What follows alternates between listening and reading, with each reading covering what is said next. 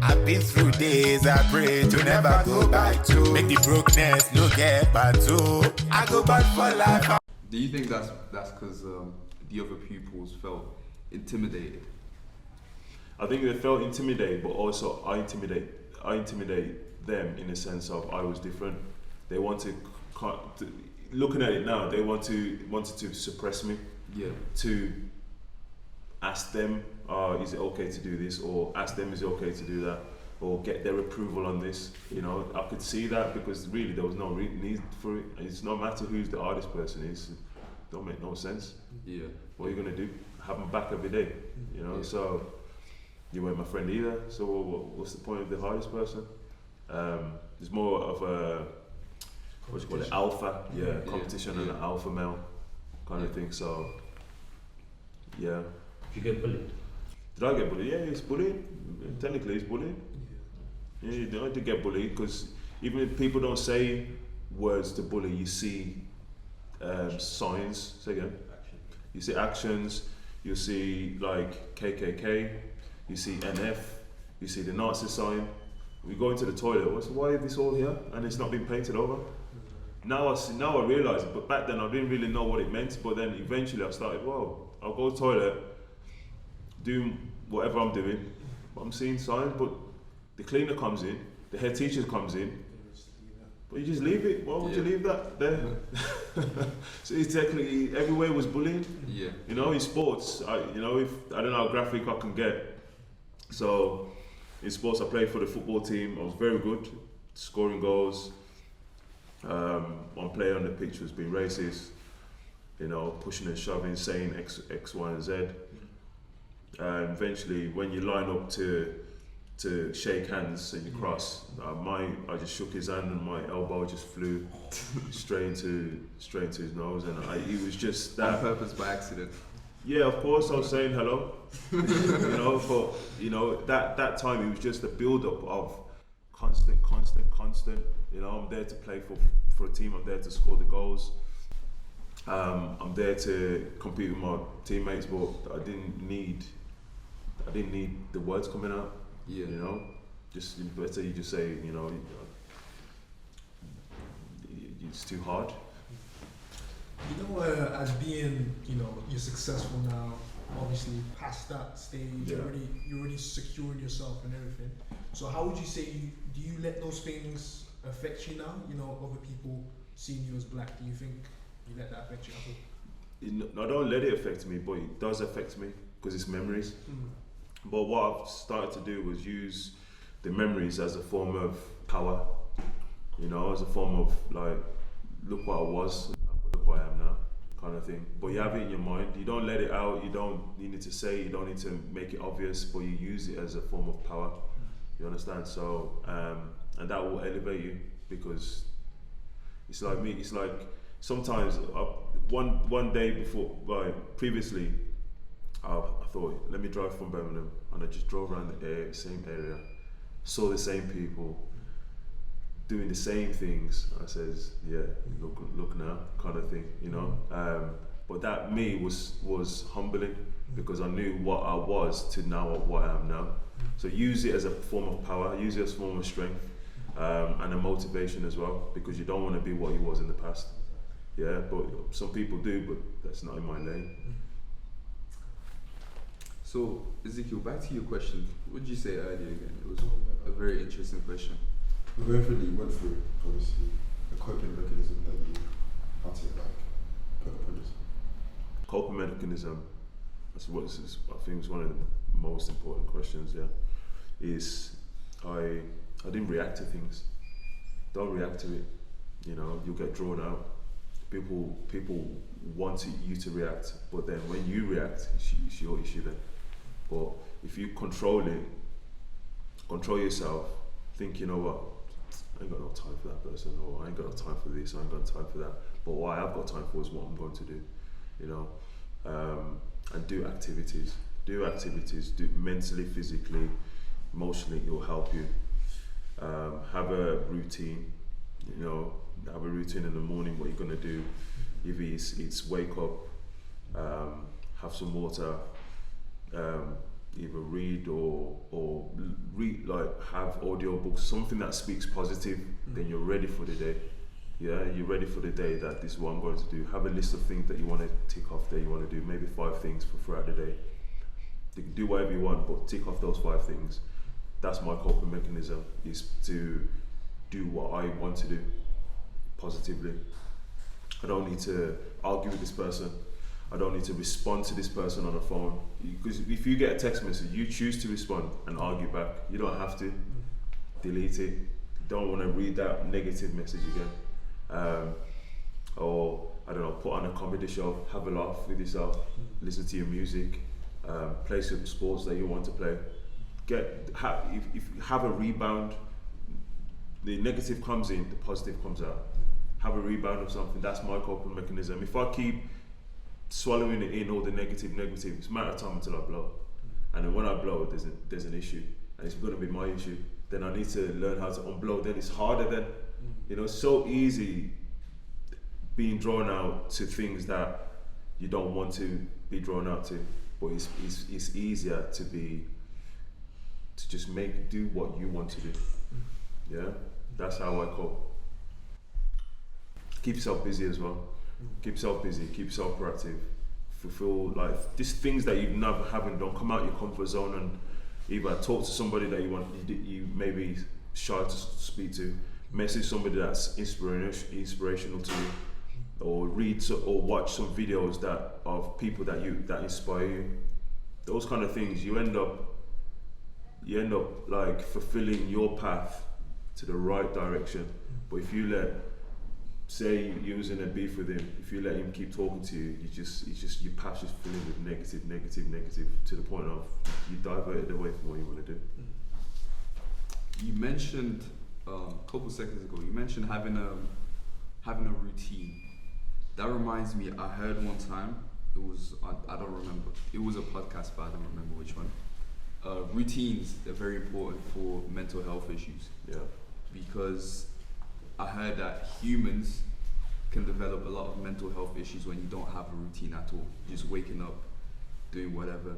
So if someone's dealing with any mental health issues, I'm not saying that a routine will fix it all, but that could definitely help. But moving on, what's your day-to-day routine like?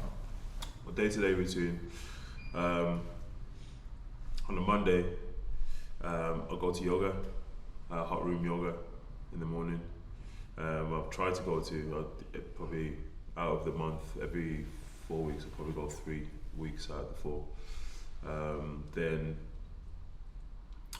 you know what, let me revise that, because that's a new routine. I'll bring up the old routine and I'll change it to the new one. Yeah? Yeah. So my old routine was Monday, I'll go to the gym for 10 o'clock in the morning. It's a gym class that we do. It consists of probably about 8 to 12 people. Warm up, go either Monday's a cardio day or it's a weights training day. And then after that, finish about 12, then have a shower and whatever else, then go straight to the office. From the office, plan what I'm going to do throughout the office, have a catch up with each department, marketing, accounts, the area managers to the commercial side, catch up on where business is at, then what their next stage is for the week or for the month, what they're looking to achieve after or change. Then I'll work through my list, and then fulfill my day from there. Finish about 6, 7. Then I'm a dad, so I'll pick my son up, take him to football practice, and then come home, you know, and do the fatherhood stuff. Yeah. So sounds like a very, very busy schedule. So that's my Monday. Yeah. Then the Tuesday, gym, straight to the office, and try and plan between Tuesday and Wednesday's meetings with clients, because then I've got Wednesday, Thursday, Friday to check to do any changes after that meeting. But if you put it too late, then it's too late, because then you're moving it to the week after. And whilst the departments are doing their things in the office, then I'll start following up. How far you got? What do you need help in? Where do we need to reach? Who do we need to contact? And we start planning for the week. So, for example, my department, there's a leisure side, there's a commercial side, there's the booking team, and there's the event side as well. So, prepping, the staffing, the logistics, the operations, the planning around there to then obviously deploy all the staff to their destination of work. Okay. What does your weekend look like? Is it work as well? Weekend is work. Apart from like Fridays, Saturdays, then again fatherhood, and then in the evenings, then while he's sleeping, then I'm out again working. Yeah. Or I'm traveling for work. And then Sunday, try and keep it free, keep it open to do what I want to do. Yeah. So but I enjoy it because I'm working in something I enjoy. Yeah. So it is work, but it's enjoyable work. Yeah. And rewarding work. That reminds me of a saying. It goes, the person who enjoys running will run further than the person who doesn't. Yes. Yeah. So, what were your parents like in terms of how strict they were? Because when you move into a new environment, your parents can be very skeptical about the dangers that you can come across. Did you experience that? Very strict parents. Yeah. So from going back to Yugoslavia, my mum fled the country, so my dad passed when he was there. So due to the war, so I kind of grew up with just my mum.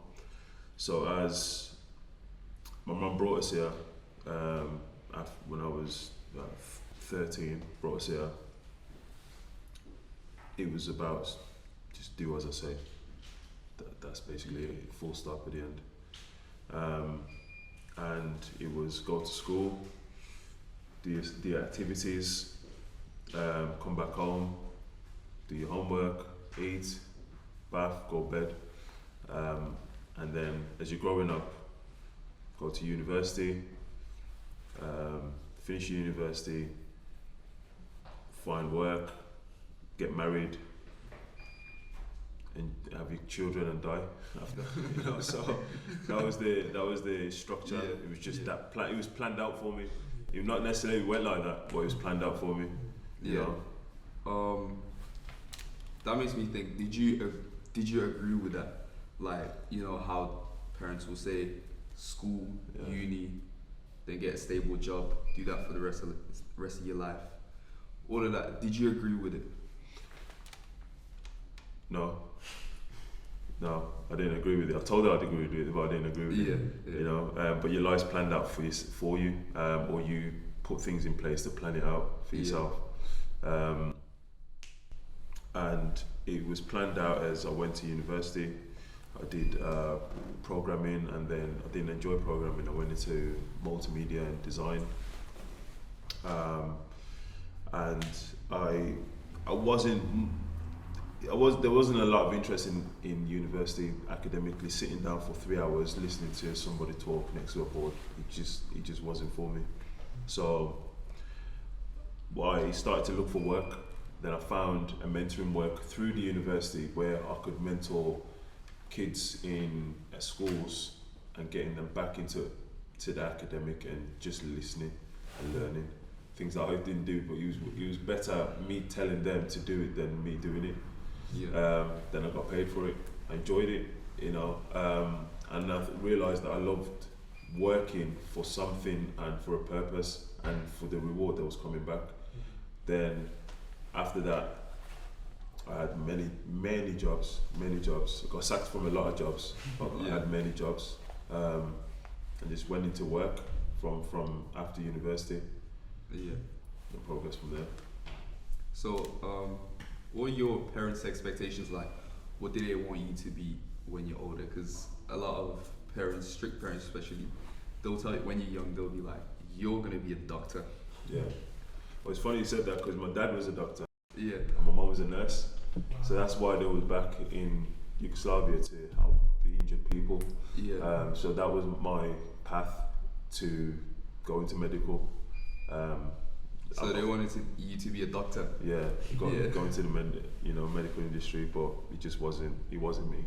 Yeah. So That's how many like- people was, but just not medically. Yeah. That's like standard procedure. Yeah. You're gonna be a doctor when you grow up, and you have no choice. So, sorry. Yeah, carry. So you said you moved from obviously 2 different countries. Did you come to UK with like money? Did you go up with money? What money? What money? There was no money. I didn't have no money. You know, you like back home is, even if you're a doctor or nurse, there's no money really. You know, you're working to live really. You know, live to work. So that not money but before I came, I stayed with my aunties, so my mum's sister, until when my mum came here, settled herself, got a passport, and then said, oh, I've got 2 other kids that need to come over. So she was just sending money back then. That money was just for me to, have clothes, feed, whatever else. Was nothing lavish. Even coming to Dudley was nothing lavish. We lived in a flat in, I don't know if you heard of Hilltop. Hilltop in Logono. So we lived in a council flat. No, nothing. Everybody had bikes. We didn't have a bike. I didn't have a bike. So let me tell you the story actually. Kind of come off track just a little.